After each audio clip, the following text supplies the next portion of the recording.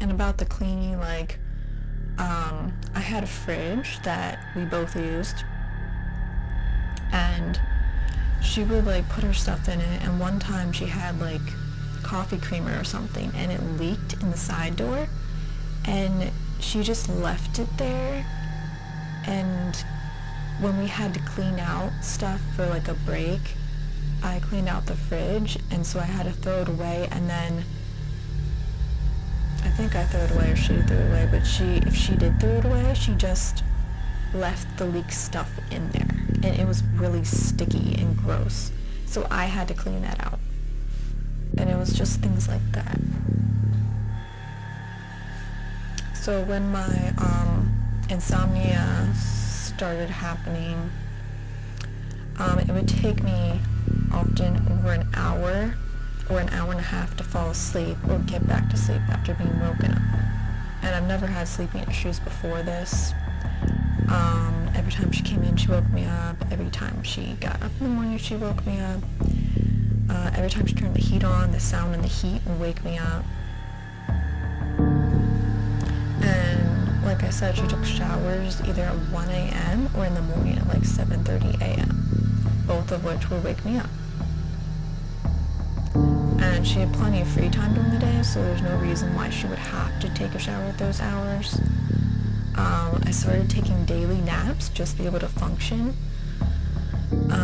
And also because my depression was getting worse. I was also doing school. I was working 17 hours. My work was also stressful.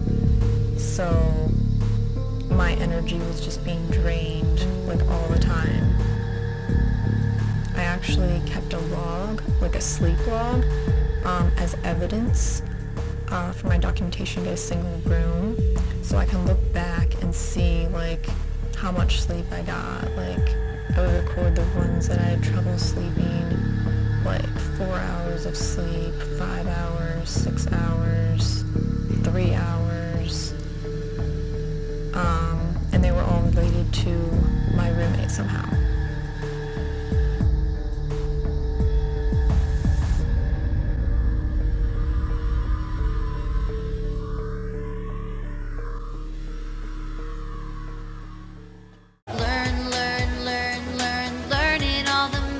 That we can. Why I asked for a single room. You've seen my room, hopefully you've toured it. When I came into this college as a freshman, I was put with roommates that the college chose for me. They supposedly matched us up. I was originally going to have 2 roommates, which I freaked out about because I have never shared a room. So I am not used to that. And also, this would be my first semester at college, first roommate. Thankfully, one of the girls ended up not coming, so I only had one. She tested as INFP. I don't know how to say this politely, but by the end of 6 months with her, it was like living in torture.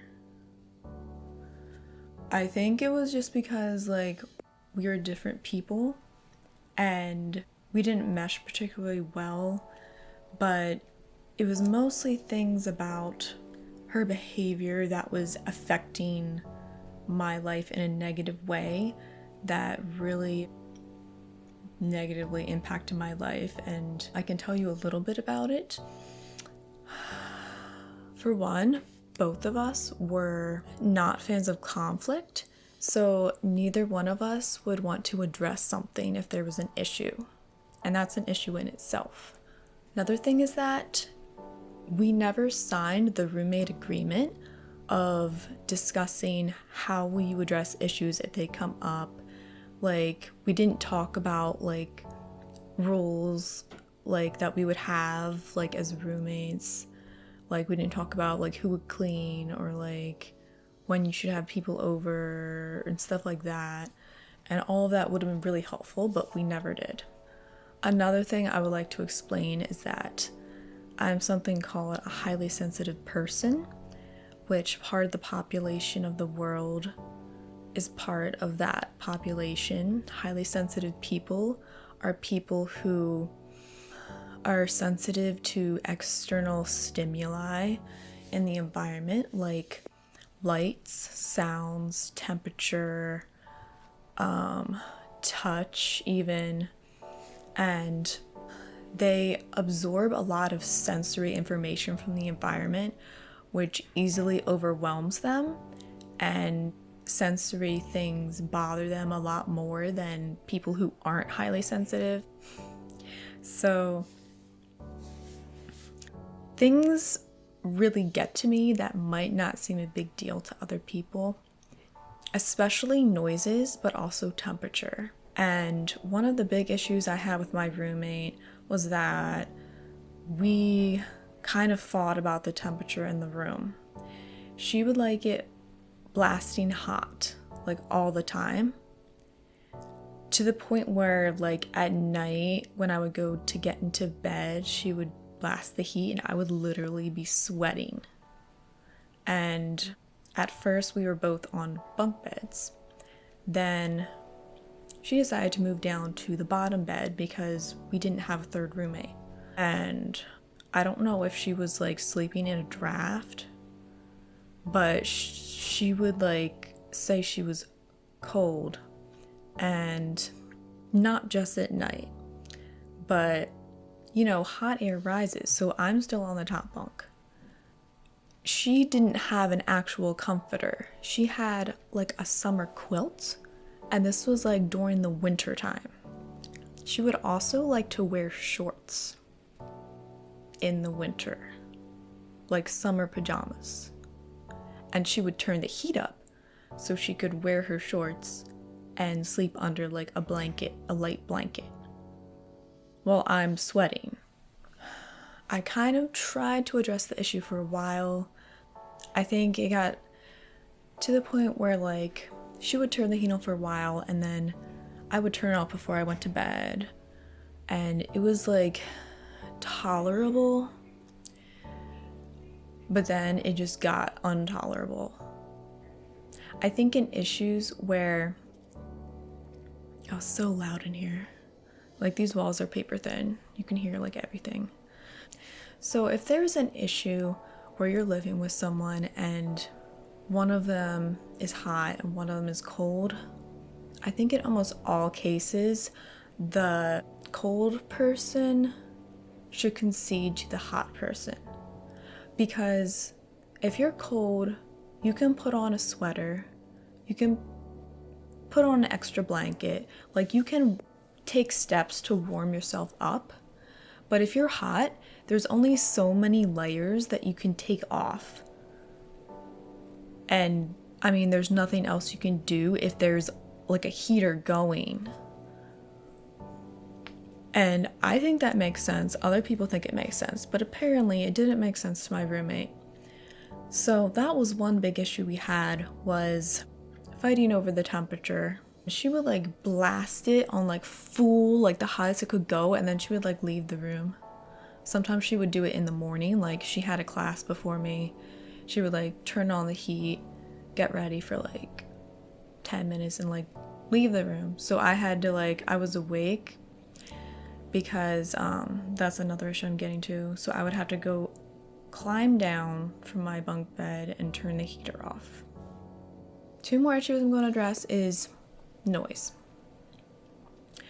The heater also made noise, and I didn't have much of an issue with sleeping until I came to college, but I've noticed I've become a more sensitive and lighter sleeper, and certain noises I just can't go to sleep with. And it's also easy for me to wake up if I hear noises.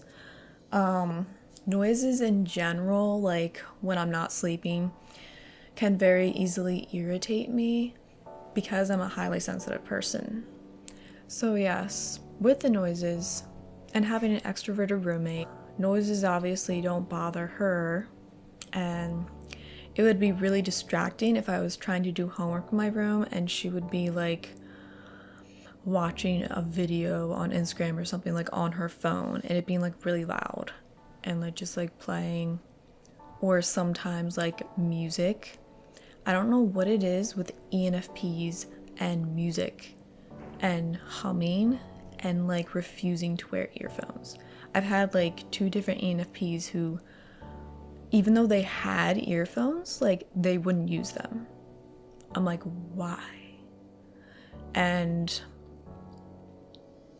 once or twice I kind of asked her like, hey, could you please put your headphones on, because I couldn't concentrate while I was trying to do my homework. Occasionally she would have friends in the room, and that would also be distracting. Another issue we had was, of course, sleep.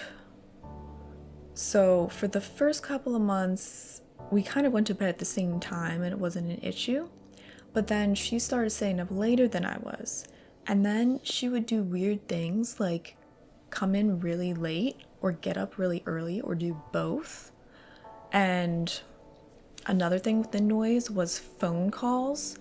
If she would take phone calls of the room, she would be talking like really loud on her phone, and that's hard for me to concentrate during too, like people talking. And sometimes like she would even get a phone call at night and answer it. Like one time at 1 o'clock in the morning, she got a phone call and she went into our bathroom and was like talking. And of course our walls are paper thin, so like I could hear her perfectly. And after like 30-40 minutes, I finally had to go in there and be like, hey, can you like keep it down because I'm trying to sleep. And of course, whenever she would come in at night, if I was asleep, it would wake me up. Sometimes she would come in late, like 2, 1.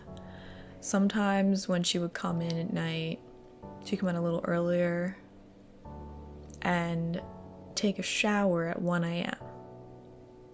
and then play her music while in the shower.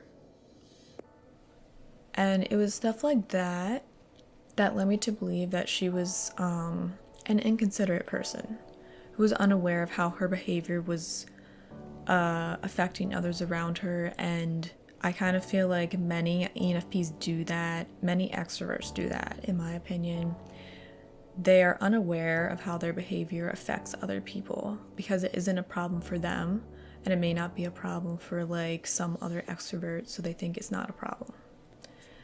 Or they're just not self-aware enough to realize how it might be coming off to someone else.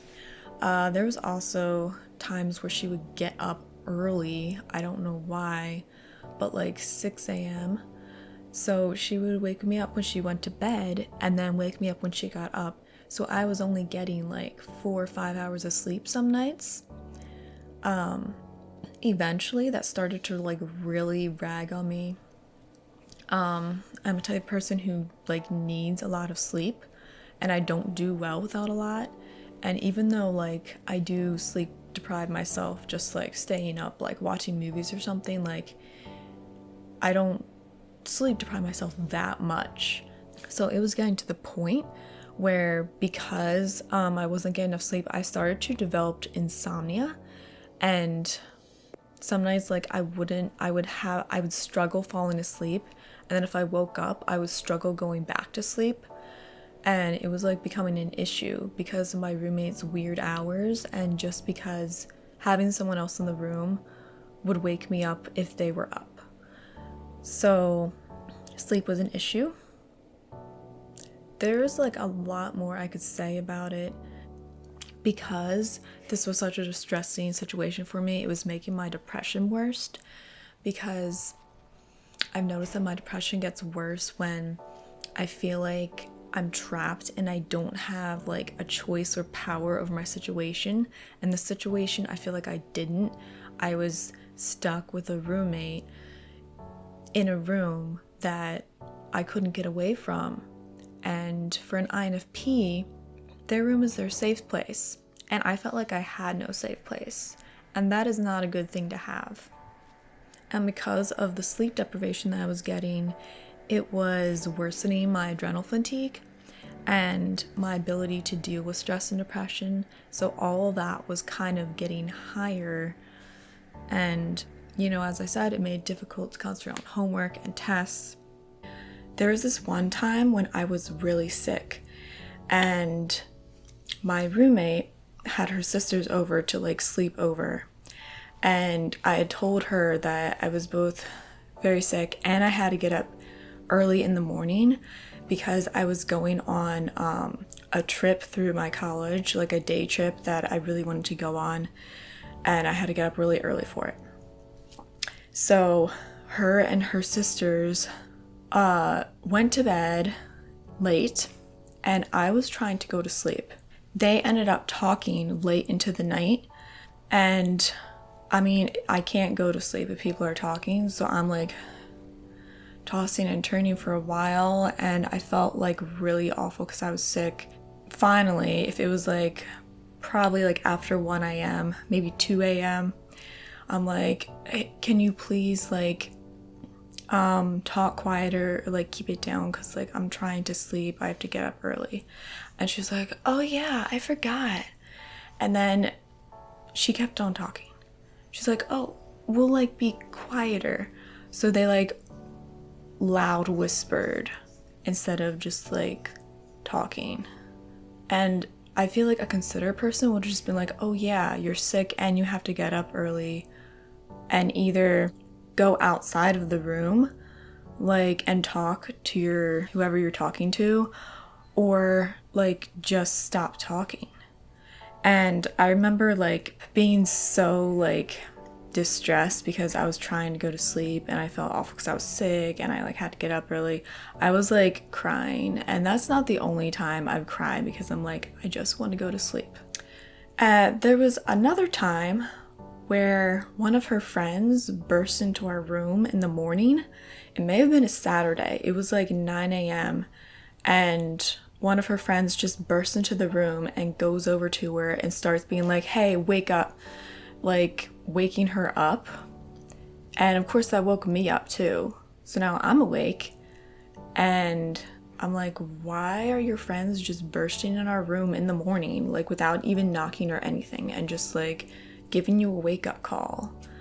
And there have been other times where I've been actually sleeping and taking a nap, and her and a friend or someone she's talking on the phone to will be carrying on a conversation in the room for a long time. They can obviously see I'm trying to sleep. So it's just things like that, whereas my roommate had to be either completely oblivious or she just had to be an inconsiderate person. Also, another thing with cleaning, neither one of us liked to clean, but I was the only one doing it. She didn't even purchase any cleaning equipment. I was the only one who had cleaning supplies, and she could have asked to borrow it. And the school also has cleaning supplies in their closet, but she would just not do anything. During times when we had to clean our rooms, I would ask her to do something and she would do some, but it was kind of a half-assed job, and one time I actually had to do it over. So I feel I was the only one doing the cleaning. One time she left break, she left for the summer early, and at the end of the semester you're supposed to clean your entire room, and I had to do it all by myself. She did her side of the room, but we still had to do under her bed and stuff like that. So yeah, she definitely wasn't very responsible, I guess, either. I feel she didn't really keep up with the stuff in our room. She would never refill the toilet paper.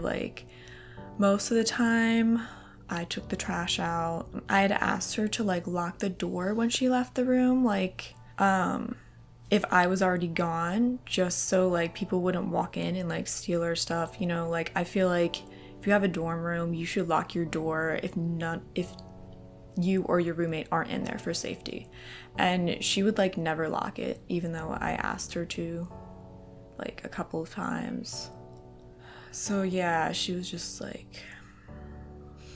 And because she didn't bring anything, hardly anything with her, she would borrow my plates and my utensils, which I wasn't really thrilled about because, like, I don't really like sharing my things. I'm just gonna say it. Especially if, like, I don't really offer. It's kind of like they ask. And, like, you can really buy utensils, like, really cheap. You can get a set of them for, like, $1 at the dollar store or Goodwill or somewhere. But it's like she just, like, didn't bother bringing anything with her, so she was just, like, borrowing other stuff or just, like, not using it, like the cleaning supplies.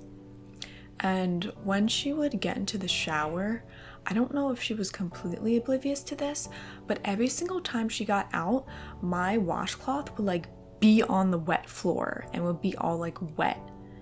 And she would, like, knock it off and I guess somehow not realize. And that kind of bugged me too. It was like a bunch of little things like that that just built up to make me, like, really irritated. She also broke my favorite cup. I found a set of 2 cups that were really cute. They were glass and they had patterns on them. I found them at Goodwill and I really liked them. They were one of my favorite things that I found, like, to bring with me to college. And it wasn't very long, it was still the first semester, where I had my cup. We had an extra desk because we didn't have another roommate, and we split it down the middle and it ended up being our snack desk. And my cup was on my side, just, like, minding its own business. And somehow, through some, like, I don't know what she was doing, but she broke it and it, like, shattered, so I had to throw it out. And it was, like, my favorite cup. I was really upset about it. She apologized, but she never, like, bought me a new one or anything. Like, she never replaced it. And I was so afraid of the other one getting broken by her, or just broken in general, that I, like, rarely used it. And to this day, I still don't. I have it with me in my dorm, but I'm, like, too afraid to use it because if that gets broken, then I won't have any of them. And every time I go into Goodwill, I look for those cups and I've never been able to find them. After several more things of my roommate showing how inconsiderate she was and just, like, making me miserable, I finally asked my RA if we could have a meeting to discuss the issues we were having. And it took a lot for me to do that because, like, I don't like conflict, so it was really hard for me to, you know, kind of address conflict. So I set up the meeting. This was after kind of several attempts to, like, kind of direct my roommate into, like, seeing how, like, hey, can you please not do this? Can you do, like, you know? And she was just not getting it. I grew to be so, like, distressed being her roommate that it just felt like torture. And, like, I actually kept a sleep log that would record my sleep for documentation for getting a single room, so I can look back and see the sleep I got: 4 hours, 5 hours, 6 hours, 3 hours, and they were all related to my roommate keeping me up. When she would come in at night, she would wake me up. When she would wake up in the morning, she would wake me up. When she would take showers, she would take them at either 1 a.m. or, like, 7:30 a.m. They would wake me up. When she would turn the heat on, the heat and the sound would wake me up. And she wasn't that busy during the day, so there's no reason why she would have to take a shower at those hours. I was also, I was doing school and I was working 17 hours, so I started taking naps just to be able to cope with, like, the sleep deprivation, all the stress I was under. Also, my, like, depression was getting worse, like I said. So I was just feeling drained a lot. So it finally came to a head when I asked for the meeting, the roommate meeting.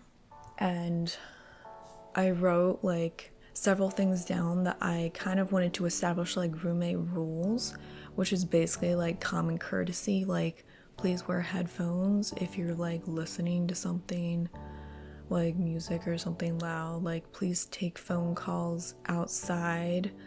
Please, like, do basic things like take showers earlier than 1 a.m. and, you know, stuff like that. So I was, like, hoping that this meeting would solve my problems. But of course I waited until like 2 months before the end of our semester together. And when you're with a roommate at college, you're with them for 2 semesters. So that's 6 months of your life you're living with this stranger and having to cope with them. 6 months is a long time. So when I walked into the meeting, I was hopeful that we would finally solve these issues that I've been so scared to like directly address with her, although I've kind of like subtly kind of tried to lead her into better ways, like, hey, could you please put your headphones on? And she just, stuff like that, like, could you please not do this because it's negatively affecting me? But she just wasn't getting it. So we went to the meeting and she's all like chatting up the RAs, and I walk in there and I'm thinking, good, I'm finally get to address these issues. And then she ups and turns around the meeting. So it's based on some issues she had, and I'm the one catering to fix it to her. So I said my issues about like the heating, sleep issues, noise issues, the things I've been struggling with. And she was like denying stuff. Like when I said I had documented, I looked at the time of times where she'd come in at like 3 a.m. and then got up at like 7 a.m. And she's like, oh, I didn't come in that late. I didn't get up that early. I don't remember that. I'm like, I have it recorded. Like, I know you did. But of course the RAs like believe her because that's what she says. So she's like denying that she did this stuff and kind of like minimalizing like what she did so it doesn't seem that bad. And she had issues about like not being able to have her friends over as much, and that like I took a lot of naps. And I'm like, I didn't say this, but I'm like, I'm trying to take naps to cope with this situation because I'm not getting any sleep and I'm stressed out because I'm your roommate. The meeting did not go as I would like. It ended up being the RAs and my roommate trying to find out ways that I could cope with the heat being on. Not adjusting the heat, just how I can cope, how I can sleep with it on. And we came up with a couple ideas, using the bathroom vent as noise. I don't know, some other ideas that we tried. And I tried them, I got no sleep. The one night I tried sleeping with the heat on all night, I was awake almost the entire night. Like I slept like 2 or 3 hours. I was really upset that the meeting like didn't fix the issues I've been having for 6 months. And when it came to trying to sleep, I tried a variety of methods. I tried earplugs. I tried having a tiny fan by my head. I tried white noise on my phone. I tried sleeping pills. You know, I tried a variety of different methods to be able to help me sleep or not wake up like when she was making noise, or trying to sleep through like the heater being on. And like it wasn't just the heat was pretty bad. Like it was hot. It was like, if it's hot enough to make me sweat, it's too hot. Like it does not need to be that hot. And the sound of it was also very loud because I guess it was kind of like an older unit or something. So it was both the sound and the heat. So these were all methods I tried before setting up the roommate meeting, because I felt like I tried everything and just like I couldn't sleep. This roommate thing was not working. The heating thing was an issue. What ended up happening was that my friend, who has been hearing about how I've been struggling with living with an inconsiderate roommate, finally offered to buy her a comforter so she would be warm at night and I could turn the heat off and sleep. And by this time it's only like less than a month left, but that's what we did. She got a free comforter and I got to sleep better my last couple of weeks there because she would refuse to wear warmer clothes or buy a warmer blanket so she wouldn't be cold at night. So I am thankful every single day I come into my single room. I can control the environment. I set my heater on a certain temperature. I can control the quietness. Well, you can still hear people out in the hallway, and sometimes that does wake me up, but it's so much better for me to have more control and not to have to worry about another person living with me, especially an inconsiderate person who was making my life difficult. So that is the reason why I have a single room. I also believe having a single room is much better for my introversion. It's very difficult to be out all day long with classes, with people. Like if you have a group project, meeting with people, having meetings, going to work and being around people all day, interacting and doing that literally all day, and then coming home at like 7 o'clock and then having to deal with people again, or if you're not dealing with people out there, coming back to your room and having to deal with people there. It's draining, and it doesn't really give you a chance to like recharge your batteries. So if you can get a single room, not all colleges offer them. My college, they sold their off-campus housing right before I started going here. So now all the people who are off campus are coming on campus, plus the new students coming here. So they've like overbooked their rooms, and they don't have single rooms anyway. So unfortunately, it's difficult, very difficult to get a single room at my college, but some colleges do offer single rooms at maybe a slightly higher price. I would definitely recommend looking into that if you're an INFP or a very introverted person or a highly sensitive person who might have issues dealing with a lot of sensory stuff in your environment that you don't have control over. I don't think necessarily all INFPs will have issues with roommates. Of course, it does depend on the roommate. I had like a really traumatizing experience with my first roommate, but I can't say it will be like that for everyone. Some INFPs may not have an issue having a roommate. It also depends. They might be able to find a roommate they know. They might just be more tolerable towards people in general. It also depends on their scale of tolerability, their scale of introversion. If they've shared a room before, that might help. Like, I know I've never shared a room. I don't have any sisters, so I'm really not really used to that at all, which probably didn't help things either. I would definitely like to have a single room the rest of my time at college, and I will do everything in my power to make that happen. And that is the reason why I chose to have a single room in college. Traumatizing roommate experience for my sanity, introversion, and being able to control my environment and the sensory things in my environment. I ended up going to the accommodations services and asking for a single room for the next semester. And I had to provide documentation proving that there was a reason that I needed a single room. I got it from a therapist and a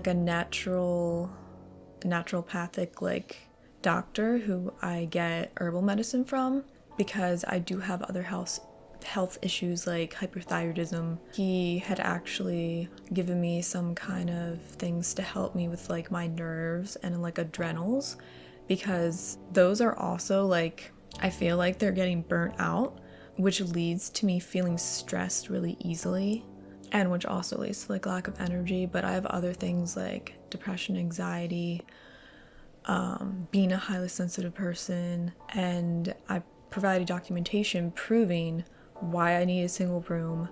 It was affecting my sleep a lot. It was being detrimental to my health, both mentally and physically, and I needed a single room. And thankfully the lady was very nice. I can't say very much for my college, but she's one of the few people here who actually helped me, and I ended up getting the room that you saw on the tour. I honestly don't know what I would have done if I would have had to have another roommate. I feel like my first experience was like a horrible, a horrible experience. I don't think most people will have a horrible experience as I did. As for INFPs having roommates, I think that depends on the individual. Like, we all have different issues. We all have different tolerances. I do think being an introvert makes it more challenging to have a roommate, especially like a stranger that you're expected to get along with, especially if they're extroverted. I do feel like extroversion and introversion is one of the hardest things I've been dealing with lately being at college, even more so than like thinker feeler or J or P challenges with each other. It's the extroversion and introversion that I find challenging to be dealing with at college. So thanks for watching this video. Like and subscribe if you thought this content was interesting, and I'll see you next time.